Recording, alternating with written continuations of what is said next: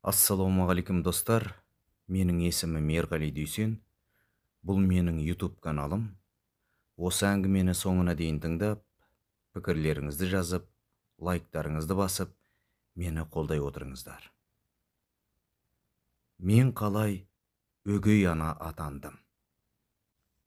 Әрбір пенденің ішінде өзгеден жасырар өз мұңы болады екен.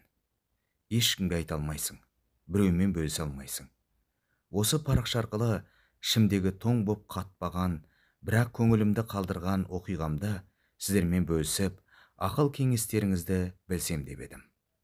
Әрбір бойжеткен қыздың арманы ақ көйлек киіп, сүйген жарының сүйіктісі, түскен әулетінің әдепті келіні болу, сүйкімді балапандардың анасы атану емес пе? Мен де сондай арманмен бойжеткен қыздардың бірімін. Дене бітімім мен кескін келбетім көрген жан қызығарлықтай болды десем мақтанғаным емес. Жастық шақ адамның ең бір керемет шағы ғой.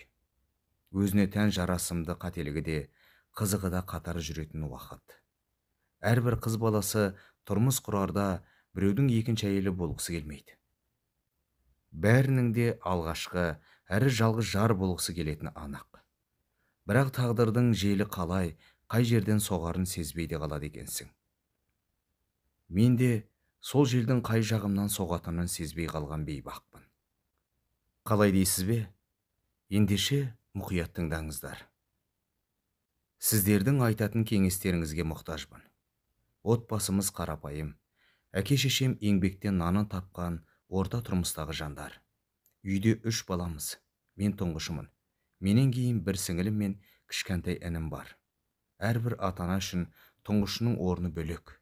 Себебі алдыңғы арба қалай жүрсе, соңғысы да сонда жүреді деген бар ғой халқымызда. Менің де ата-анам осылайша тәрбиеледі. Әкем тұңғышым деп жанын алып, сырласып, ақылын айтып, керек кезде кеңесіп мені үнемі назарда ұстайтын. Ал анашым өзі білетіннің бәрін үйретті. Әдеп пен ибаны, үлкенді сыйлауды, кішіні құрметтеуді, өтірік айтпау, ұрлық жасамау, кісі мүлкіне қызықпау және қыз баласына керек тұрмыс тіршілігінің барлығын үйретті. Шүкір, ата-анамның үмітін ақтамаған жерім жоқ. Мақтаулы, беткүстар қыз болдым.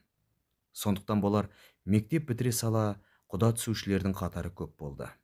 Бірақ арманым жоғары оқу орнына түсу, студент атану болғандықтан тұрмысқа шығуды ойыма да алған жоқпын. Әлі де ерте деп ойладым да, ата-анама оқығым келетінін жеткіздім.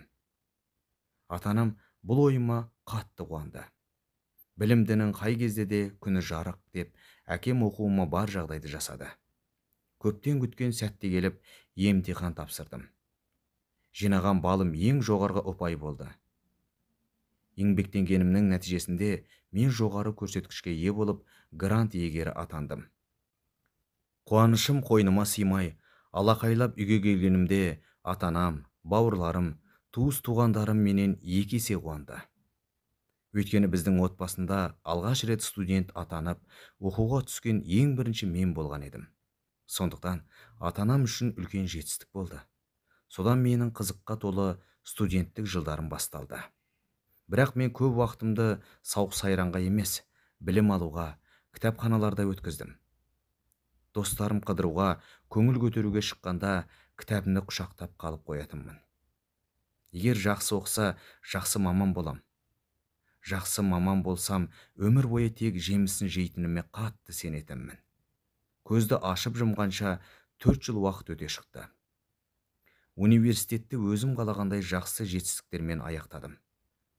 Диплом қолға тиісімен жұмыс іздеуге кірістім. Іздеген жұмысымды тауып алып орналастым. Әрине, жас маман болғандықтан біраз тер төгуге тура келді. Ұжымдастарымның ішіндегі ең жасы, ең жылдамы мен болдым. Барып кел, шауып кел, алып кел, жарап тұрған қолғанаттар едім. Ұжымда орта жастағы кісілер, ішінде Жаңыл есімді бір апай бар еді. Мінезі ашық емес, салмақты жан. Сол кісі менің елгезек мінезімді ұнатып қалыпты. Мені келін етуді іштей жоспарлаған екен. Ол кезде мен біреумен танысып, кездеспек түгілі жігіттермен сөйлесуге ұялатын ұяң қыз едім. Сол ұяңдығымды кәдесіне асырған болу керек, өзіне жақын тартып жүрген апайым мені өз торына түсірді. Осылайша уақыт өте берді. Апайым өзінің майда тілімен, сыпайы сыйластығымен мені өзіне тарта берді. Мені алдайды деген ой үш ұйықтасам түсіме кірмепті. Себебі ұжымда да өте сыпайы, үлгі алатындай жан болатын. Бір күні түскі асқа бірге бардық. Сол кезде ол менен отбасым, әке-шешем, бауырларым, жеке өмірім жайлы сұрақтар қойды. Менің ойымда еш арамдық жоқ. Өзімдей көріп, бәрін сампылдатып, жіпке тізгендей айтып бердім. Қайда тұратынымды, кімнің қызы, әке-шешем немен айналысады, бәрін айттым. Қандай тәрбие алғанымды, отбасымның қандай екенін. Ол үнсіз тыңдап отырды да, жеке өмірім, жігіттер тақырыбында сұрады. Мен ешқандай жігітпен сөйлеспегенімді, араласпағанымды айтып бердім. Ол кісі менің жауабыма сенбегендей қарап қалды. Өйткені бойы ұзын, түр келбеті келіскен әп-әдемі қыздың жігіттермен араласпауы мүмкін емес деп, тамырымды баса отырып қайта сұрады. Мен осы уақытқа дейін бірде-бір жігітпен жақын араласпағанымды, қол ұстасып бірге жүрмегенімді айтқанымда, ол маған өз ұсынысын айтты. Сен келіссең, мен сені мынандай жігітпен таныстырайын деді, бас бармағын шошайтып. Ол да оқу, қызмет, карьера деп сен сияқты қызды жолықтыра алмай жүр. Сен де тұрмыс құратын жастан асып бара жатырсың. Егер сен келіссең, екеуіңді таныстырайын. Таныстықтарың жарасып, бір-біріңмен түсінісіп, араларың жақсарып жатса, керемет болар еді. Егер әңгімелерің жараспаса, екі жаққа кетерсіңдер деді. Танысуда тұрған еш сөкеттік жоқ. Өмірдің заңы ғой деді. Мен кездесіп жүрген адамым жоқ. Оның үстіне әлгі жігіт апайымның жақын інісі екен. Ағасының баласы деген соң, осындай туысына лайық көргені мені жақын тартқаны болар деп. Бір жағынан осындай жеңгетайлық болмаса, мен өздігімнен ешкіммен таныса қоймайтын едім. Өйткені жақын араласатын құрбыларым отбасылы боп кеткен. Күнделікті бір қалыпты тіршілікте жүрген соң, әрі мақтаған соң танысқым келді. Әрбір қыздың жүрек түкпіріндегі арманы тұрмыс құрып, бала сүю, ана атану емес пе? Ал осындай мүмкіндік алдыма келіп тұрғанда, одан қалай бас тартайын? Бірақ апайыма нақты жауабымды айтпадым. Уақыт өте берді. Апайым анда-санда оңашада бір қозғап қойғаны болмаса, артық мазамды алмады. Бірақ бір күні біздің жұмысқа жаңадан маман басқа қаладан ауысып келді. Ол келген күні мен әкемнің 60 жасқа толатын тойы болатын болып, бір аптаға сұранып кеткем. Ауылға барып тұңғышы болған соң, жинап барған ақшама тойға, үйге қажеттіні алып, дайындықты бастап кеттік. Тойдың болғанынан болатысы қызық дегендей, қанша уақыт дайындалған тойымыз көзді ашып жұмғанша өтті де кетті. Тойға келген жақын жуықтың әңгімесі менің тұрмыс құруым болған шығар.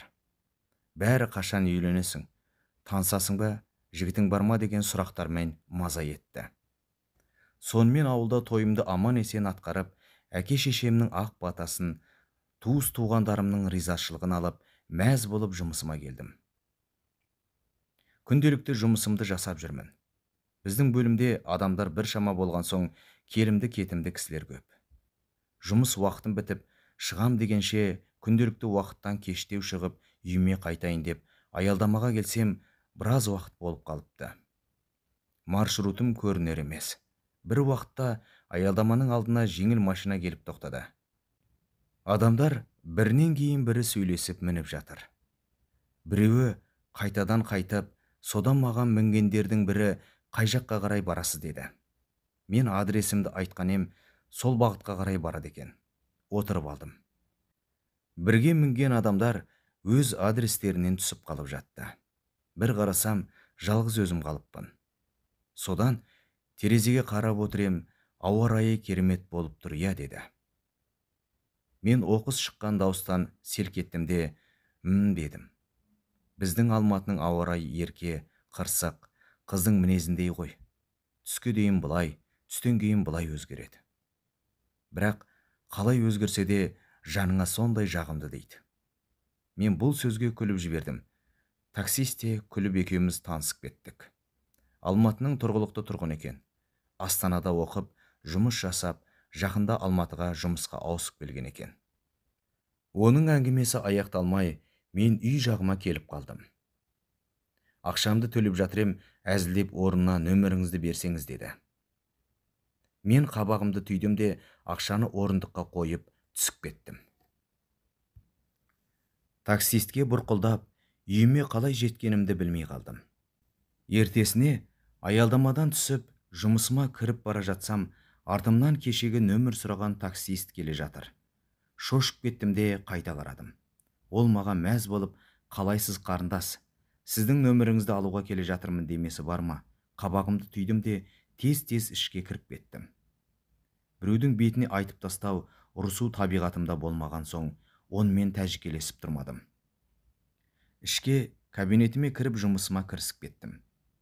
Бір кезде кабинетімнен шығып, келесі кабинеттен құжаттар алуға барсам, бағанағы таксист іштегі қызметкерлермен бірге жұмыс жасап отыр.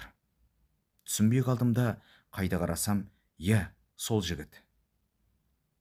Үндемей жұмысымды жасап жүре бердім. Ертесіне тағы көрдім. Ол мені көрді де күліп амандасты. Мен қабағымды түйіп кабинетіме кіріп кеттім. Қасымдағы інісін таныстырғысы келген жұмыстасымнан сұрасам, мен жоқ кезде келген жаңа маман екен. Астана қаласынан ауысып келіпті. Апайым айтып алды да, танисың ба дегендей бетіме қарап қалды. Мен деп үндемей тұра бердім. Ол жігіттің есімі Нұркен екен. Сарлау, бойы сұңғақ, денесі шымырлау, көрер көзге тартымды жан. Өз-өзіне өте сенімді көрінеді. Сөйлегенде мақтаншақтығы байқалып тұрады. Және бір байқағаным, көрікті қыз келіншекте құр жібермейтін ерлердің қатарынан сияқты болып көрінді.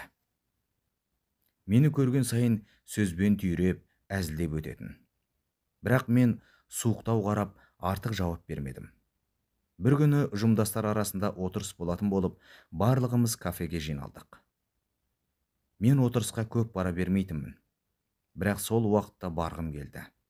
Киініп, сәнденіп бардық. Жанымда әлгі апайым бар. Отырыс қызықты басталды. Би-билеп, әзілдер айтылып, у-шу болып жатқанбыз. Әлгі Нұркен жаныма келіп биге шақырды. Мен барарымды, бармасымды білмей тұрып қалдым. Ол қолымнан ұстап тартты. Мен де қарсылық танытуға ыңғайсызданып ортаға шықтым. Өте көңілді жігіт екен. Биде де жақсы билейтіні көрініп тұр. Нөміріңізді бергіңіз келмей ме деп әзілдеп қояды. Сонымен би аяқталып, орныма жайғастым. Бірнеше рет би билеп, отырысты аяқтадық. Апайым қайтарда бірге қайтуға ұсыныс тастады. Сонымен шығып бара жатсақ, алдымыздан Нұркен шығып, апарып тастайын ба деді. Апайым жоқ, өзіміздің көлігіміз бар деді. Мен үндемей ізінен жүре бердім. Нұркен қалып қойды. Апай маған таныстырам деп жүрген інісін шақырып қойыпты. Мен оны машинаға мінген соң бірақ білдім. Негізі Нұркеннен қауіптенген ау. Сонымен апайымды апарып тастадық та машинада екеуміз қалдық. Ол жолға қарап келе жатыр. Есімі Сырым екен. Екеуміз құрдас екенбіз. Көп сөзге жоқ, мінезі тұйықтау екен. Сөйлескенімізден үнсіздігіміз көп болып, менің үйіме де жеттік. Сау болыңыз деп машинадан түсіп кеттім. Ертесіне жұмысқа келсем, апайым таныстыңдар ма, қалай екен деп жатыр. Мен жақсы, таныстық дедім. Ол ұнады ма, деді де ыңғайсыз сұрақ қойғанына өзі қысылып, әңгімені басқа жаққа бұрып жіберді. Нұркен біздің кабинетке жиі келгіштеп кетті. Әр нәрсені сылтауратып келіп кетеді. Кейде қасыма келіп, әр нәрсені бір сұрап, әңгіме айтып тұрады. Байқайым, ол апайыма ұнамайды. Сонымен уақыт өтіп жатты. Бір күні телефоныма SMS келіп тұр, Сырымнан екен. Сізді сыртта күтіп тұрмын деп жазып жіберіпті. Жұмыс уақытым аяқталған уақыт болатын. Шықсам, шынымен машинасымен келіп тұр. Менің алдымнан шығып амандасты да, уақытыңыз болса, қыдырып қайтсақ деп ұсыныс айтты. Сол мезетте Нұркен де шыққан екен. Маған қарап қалыпты.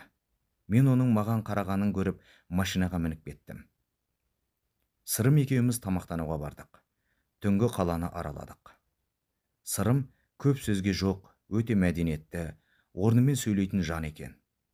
Сырт келбеті сұлу болғанымен, шаштары қайратты, пішіні суықтау, көздері үлкен, қап-қара, өзі қара торылау жігіт екен. Артық майы жоқ, еңбекпен шыныққан жан екені көрер көзге көрініп тұрады. Ол жеке кәсіппен айналысатынын апайымнан естігенмін. Өзінің жеке жиһаз жасайтын цехы, қарамағында бірнеше жұмысшылары бар деп айтқан болатын. Сырым екінші кездесуде маған үйленуге ұсыныс тастады. Мен жоқ, әлі сізді дұрыс танымаймын, бұлай тез-тез үйленгім келмейді дедім. Онда өзінің асығыс айтқанына қысылып қалды да, еш нәрсе демеді. Қайтарымда үйіме дейін шығарып салды да, гүл сыйлады. Сырым жиі хабарласып тұрды. Нұркен де нөмірімді тауып алып звондап, кейде жұмыстан әкеліп тастап жүрді. Бірақ байқағаным, телефонда көп сөйлесіп, көп мақтанады екен. Жасыратын нәрсесі бар сияқты. Маған артық сөзі жоқ. Темекі шегетінін байқадым. Аптаның сенбі күні болатын. Телефоным шырылдады. Алсам Нұркен, сыртта тұрмын, шығып кетші деді. Дауысы біртүрлі. Киімдерімді ауыстырдым да төменге түстім. Сөйтсем, машинасымен келіп тұр екен. Ойымда еш нәрсе жоқ отырдым. Ол да артына келіп отырды. Байқасам, ішіп алған. Мен іштей қорқып кеттім де шығуға бекіндім. Тездетіп машинадан түсіп, үйіме тез-тез басып кіріп кеттім. Аяқ қолдарым дірілдеп, көпке дейін біртүрлі болдым. Жұмысқа шыққанымда Нұркен еш нәрсе болмағандай көңілді әңгімесін айтып, дым болмағандай жүрді. Арада уақыт өте берді. Сырымнан SMS келді. Кездескісі келетінін, егер бос болса, бүгін барсам деп жазып жіберіпті. Жарайды деп келістім. Сөйтсем, ол мені алып қашуды жоспарлаған екен. Үйіне келсек, үлкендер ақ жаулығын тағып, жұмыстағы апайым бетімнен сүйіп, тойға дайындықты бастап кетті. Мен әрі-бері қарсыласқаныммен қайта қайтуға жұрттың әңгімесінен ұялдым. Сонымен тойға дайындық басталды. Келген адамда есеп жоқ. Қонақтардың көптігіне қарап, күйеуімнің жаман адам емес екендігін түсіндім. Беташар, той өтіп, екі жақ құдаласып, орамал тағылып, келіндік қызметіме кірістім. Беташар өткен күні ертесіне үйдегілердің таңғы шайын дайындап жүрсем, атам мен енемнің бөлмесінен жылаған баланың даусы шықты. Әже, әкеме барам. Әкем қайда? Неге менің қасыма жатпады? Әке деп 2 жастан асқан бала жылап жүгіріп шықты. Атам да енем де жұбатқанымен қоя қоймады. Мен үйде жүрген қонақтардың баласы болар деп мән бермедім. Бір кезде шай құйып отсам, әлгі бала жүгіріп келді де күйеуімді құшақтап алдына отырып алды. Мен күліп қоям. Сөйтсем балақай күйеуімді құшақтап, әке, менің мамам ба деп мені көрсетеді. Менің үстіме мұздай су құйып жібергендей қатып қалдым. Құйған шайым сыртына дейін төгіліп жатыр.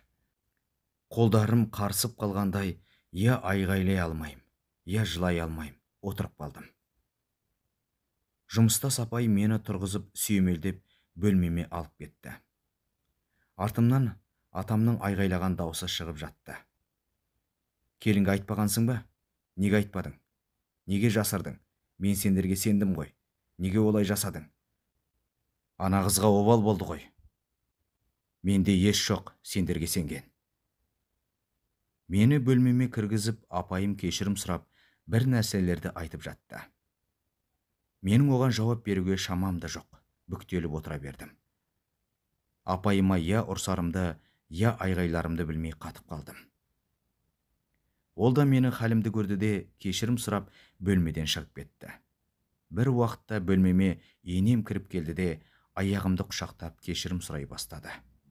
Қызым, балам, айналайын, бізден қателік кетті.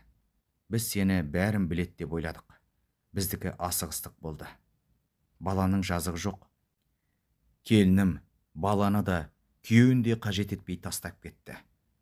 Жамандағаным емес, тек өз басын ойлаған жан болып шықты. Көп те тұрмады. Біз оның мазасын алғанымыз жоқ. Қинап алып қашқанды жоқпыз. Екеуінің келісімдерімен үйленген болатын. Уақыт өте келе түрлі мінез шығарып, аяқ ауыр кезде үйден кетті. Келер деп күттік. Бірақ баласын өзі әкеліп тастаған соң амалымыз жоқ. Құдаларымызға да кінә арта алмаймыз.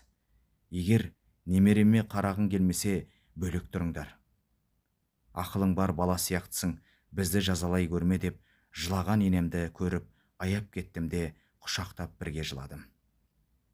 Қайткенмен болары болып, бояуы сіңіп қойған соң, не де болса бағымнан көрейін деп қалдым. Күйеуімде үн жоқ. Маған кезек-кезек қарап қояды.